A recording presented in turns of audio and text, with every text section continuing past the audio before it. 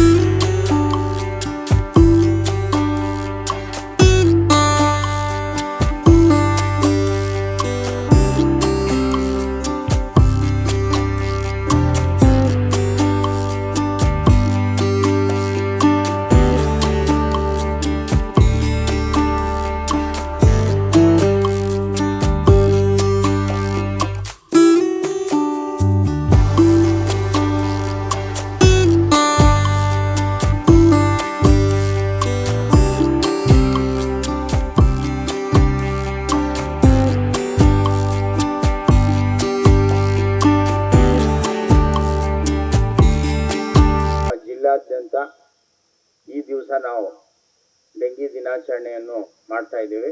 ಈ ಡೆಂಗಿ ದಿನಾಚರಣೆಯನ್ನು ಸಾರ್ವಜನಿಕರಲ್ಲಿ ಅರಿವು ಮೂಡಿಸಲು ಬೈಕ್ ಜಾಥಾವನ್ನು ನಾವು ಈ ಸರಿ ನಾವು ವಿಶೇಷವಾಗಿ ಹಮ್ಮಿಕೊಂಡಿರುತ್ತೇವೆ. ಈ ಕಾರ್ಯಕ್ರಮಕ್ಕೆ ಆಗಮಿಸಿರುವಂತಹ ಜಾಥಾದ ಆದರಂತಹ ಜಿಲ್ಲಾ ಸರ್ಜನ್ ಡಾಕ್ಟರ್ ಬಸರೆಡ್ಡಿ ಸರ್ ಅವರೇ, ಅದೇ ರೀತಿಯಾಗಿ ಡಾಕ್ಟರ್ ಹನುಮಂತಪ್ಪ ಅವರು, ಜಿಲ್ಲಾ RCH ಅಧಿಕಾರಿಗಳೇ, ಮತ್ತೆ NTP ವಿಶೇಷವಾಗಿ ನಾವು ಹಮ್ಮಿಕೊಂಡಿರುತ್ತೇವೆ. ಇದ್ರದ್ದು ಮುಖ್ಯ ಉದ್ದೇಶ ಏನು ಅಂತಂದ್ರೆ, ಆಮೇಲೆ ಈ ದಿವಸದ ಮುಖ್ಯ ಏನು ಅಂತಂದ್ರೆ, connect with community to control dengue ಅಂತಂದ್ರೆ ಸಮುದಾಯದೊಂದಿಗೆ ಸೇರಿ ಡೆಂಗಿ ಜ್ವರವನ್ನು ನಿಯಂತ್ರಿಸೋಣ. ಸೊ ಇದು ಬಹಳ ಮುಖ್ಯವಾದದ್ದು. ಅದ್ರದ್ದು ಸೆಲ್ಫ್ ಅರ್ಥ ಆಗುತ್ತೆ ಎಲ್ರಿಗೂ. ಯಾಕಂತಂದ್ರೆ ನಮ್ಗೆಲ್ರಿಗೂ ಗೊತ್ತಿದ್ದಾಗೆ ಡೆಂಗಿ ಜ್ವರ ಇದು ಒಂದು ಡೆಂಗಿ ವೈರಸ್ ಇಂದ ಬರುವಂತಹ ಕಾಯಿಲೆ. ಇದು ಈಡಿಸ್ ಈಜಿಪ್ಟೈ ಅಂತ ಸೋಂಕು ಹೊಂದಿರುವ ಈಡಿಸ್ ಈಜಿಪ್ಟೈ ಸೊಳ್ಳೆಯಿಂದ ಹರಡುವಂತಹ ಕಾಯಿಲೆ.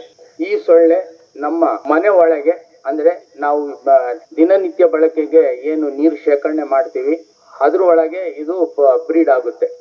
ಸೊ ಹಾಗಾಗಿ ನಮ್ಮ ಕೈಯಲ್ಲಿ ಇರ್ತದೆ. Prevention is better then cure ಅಂತ ನಾವು ಏನ್ ಮಾತಾಡ್ತೀವಿ. ಸೊ ಅದು ನಾವು ಇದಕ್ಕೆ ಈ ಕಂಟ್ರೋಲ್ ಮಾಡಲಿಕ್ಕೆ 3 ಮುಖ್ಯವಾದ ಪ್ರಿನ್ಸಿಪಲ್ಸ್. ಒಂದು, ಗುಡ್ ವಾಟರ್ ಸ್ಟೋರೇಜ್ ಪ್ರಾಕ್ಟೀಸಸ್ ಅಂತ ಕರಿತೀವಿ. ಅಂದ್ರೆ ನೀರು ನಾವೇನು ಶೇಖರಣೆ ಮಾಡ್ತೀವಿ ಸರಿಯಾಗಿ ನಾವು ಬಳಕೆ ಮಾಡೋದಂಥದ್ದು. ಎರಡನೇದು, ಸಾಲಿಡ್ ವೇಸ್ಟ್ ಮ್ಯಾನೇಜ್ಮೆಂಟ್ ಅಂತಂದ್ರೆ ತ್ಯಾಜ್ಯ ನಿರ್ವಹಣೆಗೆ. ಅಂದ್ರೆ ಈಗ ನಾವು ಮನೆ ಸುತ್ತಮುತ್ತ ಟೈರ್ ಆಗಲಿ, ಆಮೇಲೆ ತೆಂಗಿನ ಚಿಪ್ ಆಗಲಿ, ಇನ್ನು ಇತರೆ ಈ ಥರ ವಸ್ತುಗಳನ್ನು ನಾವು ಸುಮ್ಮನೆ ಬೇಕಾಬಿಟ್ಟು ಬಿಸಾಡ್ಬಿಡ್ತೀವಿ. ಈಗ ಮಳೆಗಾಲ ಸ್ಟಾರ್ಟ್ ಆಗ್ತದೆ, ಅಲ್ಲಿ ನೀರು ಸಂಗ್ರಹವಾಗಿ ಇದು ಈಡಿಸ್ ಈಜಿಪ್ಟೈ ಸೊಳ್ಳೆ ಉತ್ಪತ್ತಿ ಆಗ್ತದೆ. ಅದು ಉತ್ಪತ್ತಿಯಾಗಿ ಈ ಸೊಳ್ಳೆದು ವಿಶೇಷ ಏನು ಅಂತಂದರೆ, ಅದು ಮನೆ ಸುತ್ತಮುತ್ತ ನಮ್ಗಳಿಗೇ ಕಚ್ಚುತ್ತೆ. ಅದು ಭಾಳ ದೂರ ಏನು ಹೋಗಿ ಅದು ಇನ್ನೊಬ್ಬರಿಗೆ ಕಚ್ಚಲ್ಲ. ಸೊ ಹಾಗಾಗಿ ನಮ್ಮ ಕೈಯಲ್ಲಿ ಇದು ಕಂಟ್ರೋಲ್ ಮಾಡೋದು ಎಲ್ಲ ನಮ್ಮ ಕೈಯಲ್ಲಿ ಇರ್ತದೆ. ಸೊ ಹಾಗಾಗಿ ನಾವು ಇದು ಕ್ಲೆನ್ಲಿನೆಸ್ ಡ್ರೈವ್ ಅಂತಲೂ ಕರಿಬೋದು. ಆಮೇಲೆ ಇನ್ನೂ ಒಂದು ಏನಪ್ಪ ಅಂತಂದರೆ, ವಾರಕ್ಕೊಮ್ಮೆ, ಯಾಕಂತಂದರೆ ಇದು ಲೈಫ್ ಸೈಕಲ್ಲು 7 ದಿವಸ ಒಳಗಾಗಿ 7 to 10 days ಅಂತ ಕರಿತೀವಿ, 7 ದಿವಸ ಒಳಗಾಗಿ. ಸೊ ಅದಕ್ಕೆ ನಾವು ವಾರಕ್ಕೊಮ್ಮೆ ಖಾಲಿ ಮಾಡಿ ಇದು ಒಣಗಿಸಿ ಮತ್ತೆ ಪುನಃ ಶೇಖರಣೆ ಮಾಡೋದಂಥದ್ದು. ಇಷ್ಟು ಮಾಡಿದ್ರೆ ನಾವು ಸೊಳ್ಳೆದ ಪ್ರಮಾಣವನ್ನು ನಾವು ಕಡಿಮೆ ಮಾಡ್ಬೋದು. ದಿನಾಚರಣೆ ಮಾಡ್ತಾ ಬಂದ್ವಿ. ಮಲೇರಿಯಾ ದಿನಾಚರಣೆ, ವಿಶ್ವ ಏಡ್ಸ್ ದಿನಾಚರಣೆ, ಹೆಪಟೈಟಿಸ್, ಈ ತರ ಬೇರೆ ಬೇರೆ ದಿನಾಚರಣೆ ಮಾಡ್ತೀವಿ. ಇವತ್ತು ಒಂದು ಇದು ಸ್ಪೆಷಾಲಿಟಿ ಅಂತ ಹೇಳ್ಬೇಕಾದ್ರೆ, ಇದಕ್ಕೆ ನಾವು ಒಂದು ಜಾಗೃತಿ ಮಾಡೋದಕ್ಕೋಸ್ಕರ ಇವತ್ತು ಈ ಕಾರ್ಯಕ್ರಮಕ್ಕೆ ಆಗತಕ್ಕಂಥ ನಮ್ಮ ನೆಚ್ಚಿನ ಮತ್ತು ಈ ಕಾರ್ಯಕ್ರಮವನ್ನು ಮಲೇರಿಯಾ, ಡೆಂಗು, ಈ ತರ ಎಲ್ಲ ಸಾಂಕ್ರಾಮಿಕ ರೋಗಗಳಿಗೆ ಏನಿದೆ ಅದಕ್ಕೆಲ್ಲ ಇದು ಏನು ಹೇಳಿದ್ರಲ್ಲ, connect with community it is ಸಮುದಾಯದ ಜೊತೆ. It is the main is prevention is better than cure ಅನ್ನಂಗೆ. ಯಾಕಂದ್ರೆ ಇದು ಡೆಂಗು ಬಂದ ಮೇಲೆ ಅದರ ಕಷ್ಟ ಯಾರಿಗೂ ಬರಬಾರ್ದು. ಆ ರೀತಿ ಇಟ್ಸ್ ಆಲ್ ಹೌ ಇಟ್ ಯಾವಾಗ ರೀತಿ ಯಾವ ಪೇಷಂಟ್ ಅಲ್ಲಿ ಹೆಂಗ ಸ್ಪಂದಿಸ್ತಂತ ಹೇಳೋದು ತುಂಬಾ ಕಷ್ಟ ಆಗುತ್ತೆ. ಆ ನಿಟ್ಟಿನಲ್ಲಿ ನಾವು ಬರೋದಕ್ಕಿಂತ ಮುಂಚೆನೆ ಇದನ್ನ ನಿಯಂತ್ರಣ ಮಾಡೋದು ಬಹಳ ಇಂಪಾರ್ಟೆಂಟ್. ಯಾಕಂದ್ರೆ ಒಂದು ಸರಿ ಡೆಂಗು ಬಂತಂದ್ರೆ ಅದು ಯಾವ ರೀತಿ ಬಿಹೇವಿಯರ್ ಮಾಡುತ್ತೆ ಮನುಷ್ಯನಲ್ಲಿ ತುಂಬಾ ಕಷ್ಟ. ಇವ್ರು ಹಿಂಗೆ ಆಗುತ್ತೆ, ಇವ್ರು ಹಿಂಗೆ ಆಗುತ್ತೆ ಅಂತ ಪ್ರೆಡಿಕ್ಟ್ ಮಾಡೋದು ತುಂಬಾ ಕಷ್ಟ ಆಗುತ್ತೆ.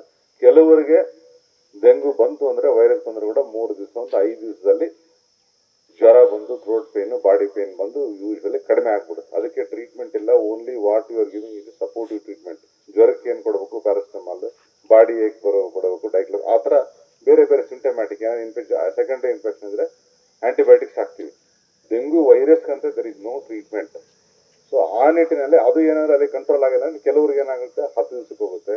ಎಸ್ಪೆಷಲಿ ಇಟ್ ಅಫೆಕ್ಟ್ಸ್ ದಿ ಬ್ಲಡ್ನಲ್ಲಿ ಪ್ಲಾಟ್ಲೆಟ್ಸ್ನ ಅದನ್ನು ಕಡಿಮೆ ಮಾಡುತ್ತೆ.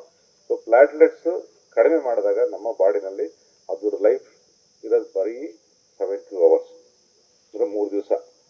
ಸೊ 3 ದಿವಸ ಮಾತ್ರ, ಅಷ್ಟರಲ್ಲಿ ಕಡಿಮೆ ಆಗಿಬಿಟ್ರೆ ನಾವು ಇಮಿಡಿಯೇಟ್ ಅದನ್ನು ಟ್ರಾನ್ಸ್ಫ್ಯೂಸ್ ಮಾಡಬೇಕು, ಟ್ರಾನ್ಸ್ಫ್ಯೂಸ್ ಮಾಡಬೇಕು. ಆ ಪೀರಿಯಡಲ್ಲಿ ಏನಾದರೂ ತುಂಬ ಇನ್ನೂ ಕಡಿಮೆ ಆಯ್ತು ಅಂದರೆ they go for a shock, dengue syndrome ಅಂತೀವಿ, neurogenic shock, hemorrhagic shock, bleeding ಆಗಿ ಶಾಕ್ ಆಗುತ್ತೆ. ಸೊ ಆ ಪೇಷಂಟ್ಗಳು ಸುಮಾರು ಒಂದು 5ರಿಂದ 10% ಆಗುತ್ತೆ. ಆ ಪೇಷಂಟ್ಗಳನ್ನ ಕೆಲವು ಸರಿ ನಾವು ಉಳಿಸ್ಕೊಳ್ಳೋದಕ್ಕೆ ಕಷ್ಟ ಆಗುತ್ತೆ. ಅದಕ್ಕೋಸ್ಕರ ಡೆಂಗು ಬಂದಾಗ ಕೆಲವು ಸರಿ ಪೇಷಂಟ್ ಸೀರಿಯಸ್ ಆಗುತ್ತೆ, ಸಿಕ್ಕಾಪಟ್ಟೆ ಬ್ಲಡ್ ಕೊಡಬೇಕಾಗುತ್ತೆ. ಸೊ ಆ ನಿಟ್ಟಿನಲ್ಲಿ ಕೂಡ ಕೆಲವು ನಾವು ರೋಗಿಗಳು ಕೂಡ ಕಳ್ಕೊಂಡಿದ್ದೀವಿ. ಎಮರೇಜಿಕ್ ಶಾಕ್ ಇದ್ದಾಗ ಮಾತ್ರ ವೆರಿ ವೆರಿ ಡೇಂಜರಸ್. ಕೆಲವು ವೆಂಟಿಲೇಟರ್ಗೆ ಹೋಗ್ತವೆ, ಕೆಲವು ನಿರಂತರವಾಗಿ ಬ್ಲಡ್ ಕೊಡಬೇಕಾಗುತ್ತೆ. ಬಟ್ ಒಂದು ಸರಿ ಆ ಟ್ರೀಟ್ಮೆಂಟ್ ನಾವು ಮಾಡಿದ್ಮೇಲೆ ರಿಕವರಿ ಆದರೆ they will become all right.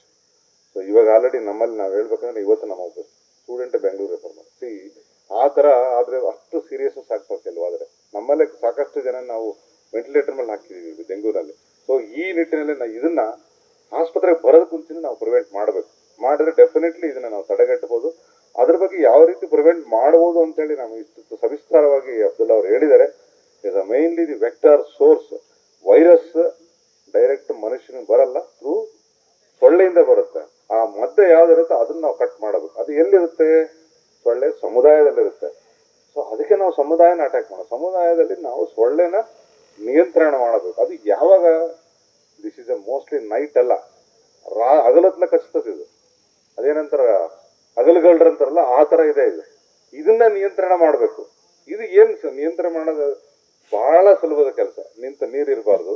ನಿಂತ ನೀರಿದ್ರೆ ಅದಕ್ಕೆ ನಾವು ಬ್ಲೀಚಿಂಗ್ ಪೌಡರ್, ಅದಕ್ಕೆ ಏನೇನು ಬೇಕು ಎಲ್ಲ ಅದನ್ನು ಹಾಕಿದರೆ ಡೆಫಿನೆಟ್ಲಿ ಕಂಟ್ರೋಲ್ ಆಗುತ್ತೆ. ನೀರನ್ನ ಚೇಂಜ್ ಮಾಡ್ತಾ ಇರಬೇಕು. ಅಂದರೆ ನಾವು we should have clean and surroundings ಚೆನ್ನಾಗಿರಬೇಕು ಅಂತ ಒಂದು ನಿಟ್ಟಿನಲ್ಲಿ. ಅದು ಕ್ಲೀನ್ ಇಲ್ಲ ಅಂದರೆ ಈ ಥರ ಬರ್ತದೆ ಅನ್ನೋ ಒಂದು. ಸೊ ನಾವೆಲ್ಲರೂ ಸಫಿಷಿಯೆಂಟ್ ವಾಟರ್ ವಿತ್ ಸ್ಯಾನಿಟೇಷನ್ ಇವೆಲ್ಲ ಇದ್ರೆ ಡೆಫಿನೆಟ್ಲಿ ನಮ್ಮ ಸುತ್ತಮುತ್ತ ಯಾವತ್ತಿಗೂ ಸೊಳ್ಳೆ ಬರಲ್ಲ, ಅದು ಅನುಕೂಲ ಆಗುತ್ತೆ. ಸೊ ಈ ನಿಟ್ಟಿನಲ್ಲಿ ನಾವು ಎಲ್ಲರೂ ಇವತ್ತು ಮಾಡಬೇಕಾಗಿರೋದು ಏನಂದರೆ, ಮಾಧ್ಯಮದವರು ನಾವು ಪ್ಲಸ್ ಈ ಬೈಕ್ ಜಾಥಾ ಏನು ಮಾಡ್ತಾ ಇದ್ದಾರಲ್ಲ, ನಾವು ಒಂದು ಸಮುದಾಯ, ಒಂದು ಪಬ್ಲಿಕ್ಗೆ, ಸಾರ್ವಜನಿಕರಿಗೆ ಅವೇರ್ನೆಸ್ ತರಬೇಕು.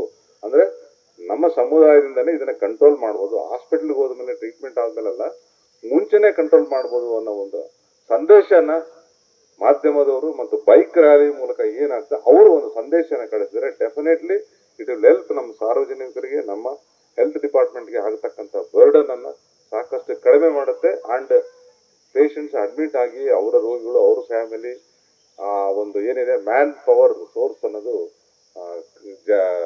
ಕಡಿಮೆ ಆಗುತ್ತೆ. ಅಟ್ಲೀಸ್ಟ್ ನಮಗೆ ಹೆಲ್ಪ್ಫುಲ್ ಆಗುತ್ತೆ. ಅವರೆಲ್ಲರೂ ನಮಗೆ ಕೆಲಸಕ್ಕೆ ಸಿಗ್ತಾರೆ. ಸೊ ಈ ನಿಟ್ಟಿನಲ್ಲಿ ಇವತ್ತು ನಾವು ಈ ಜಾಗೃತ